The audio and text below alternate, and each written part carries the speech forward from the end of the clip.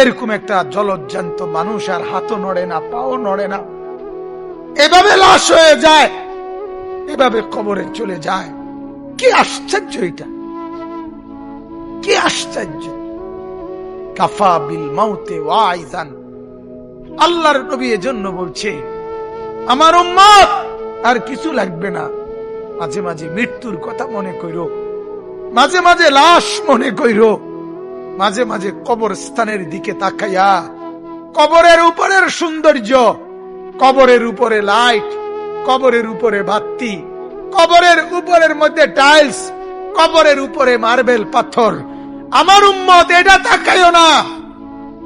এই তরতাজা মানুষটা যে একটা বালু লাগতে দিত না শরীরে, যে কোনোদিন একটা জামা ময়লা পড়তো না, যে লেফ আর কম্বল ছাড়া ঘুমাইতো না, যে সোফা ছাড়া বসতো না, যে 3 বেলা খানা খাইতো, 2 বেলা নাস্তা করত, যে কত মানুষের সাথে হাঁটতো ফিরতো, ওই জলজ্জান্ত মানুষটা ওই মাটির মধ্যে কবরের ভেতরে আলোহীন, বাতাসহীন, খাদ্য খাবার বসত ভিটা, কোন রকমের আসবাবপত্র ছাড়া এভাবে বছরের পর বছর পড়ে আছে।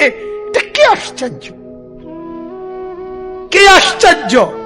আল্লাহর নবী বলেন যদি শুধু এটা একবার ভাবো, মনোযোগ দিয়া, মন দিয়া কেউ যদি ভাবো, দোস্ত, আল্লাহর নবী বলছে নসিহতের জন্য, ওয়াজের জন্য এটাই যথেষ্ট।